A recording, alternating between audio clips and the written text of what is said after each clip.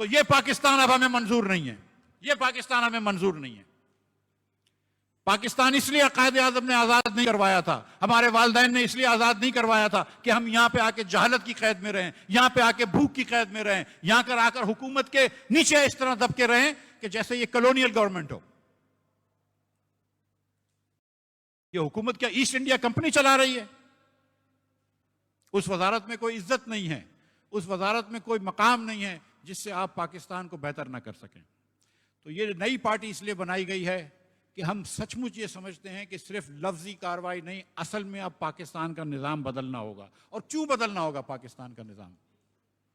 پاکستان کا نظام اس لیے بدلنا ہوگا کہ 2,60,00,000 بچے جو کہ اسکول میں ہونے چاہیے اسکول سے باہر ہیں۔ یہ دنیا کی سب سے بڑی، یہ بہت شرمندگی کی بات ہے پاکستانیوں کے لیے کہ دنیا کے سب سے زیادہ بچے جو اسکول سے باہر ہیں وہ چین میں نہیں ہیں، ہندوستان میں نہیں ہیں، جو ہم سے 5 گنا بڑے ملک ہیں وہ پاکستان میں ہیں۔ یہاں پہ ہم ملک کو لے کر آ گئے ہیں کہ آج 10 کروڑ پاکستانی خط غربت کے نیچے رہتا ہے۔ یہ کہنا آسان ہے، لیکن جو غربت کے نیچے رہتے ہیں ان کے بچے رات کو بھوکے سوتے ہیں، وہ بھوک میں بل بلا کر سو جاتے ہیں۔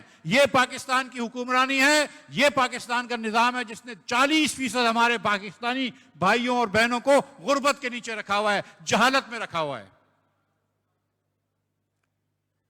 پاکستان میں پچھلے 20 سال سے 40 سے 42% بچے، 40 سے 42% بچے، یعنی کہ ہر 10 میں سے 4 بچے سٹنٹڈ ہوتے ہیں۔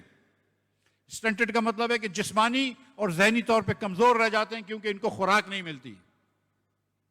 آپ سوچیں کہ جہاں پہ 10 میں سے 4 بچے خوراک کی وجہ سے ذہنی طور پر کمزور ہو جائیں، جسمانی طور پر کمزور ہو جائیں، ان کا کیا مستقبل ہے؟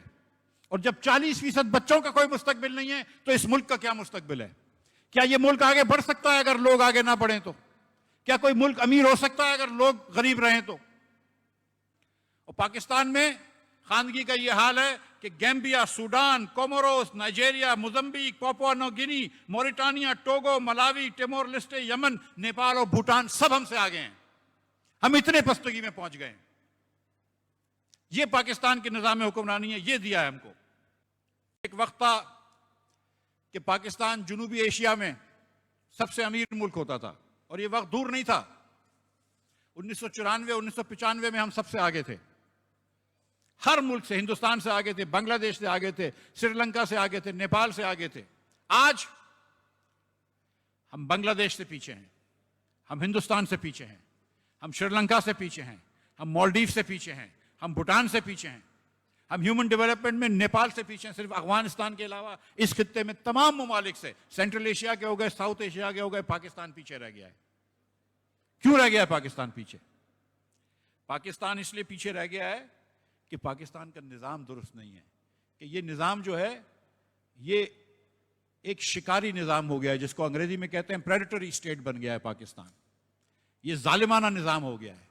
پاکستان کے جو حکمران ہیں، جو پاکستان کی ریاست ہے، وہ ایک شکاری کی مانند ہے، اور ہم وہ سمجھتے ہیں کہ ہم شکار ہیں، کہ عام پاکستانی ایک شکار ہے، ایک عام پاکستانی ایک ساحل ہے، اس کی شہری کی حیثیت نہیں ہے، اس کی سٹیزن کی حیثیت نہیں ہے، اس کی ایک ساحل کی حیثیت ہے۔ اگر مہربانی فرما دی تو فرما دی، نہیں فرمائی تو نہیں فرمائی۔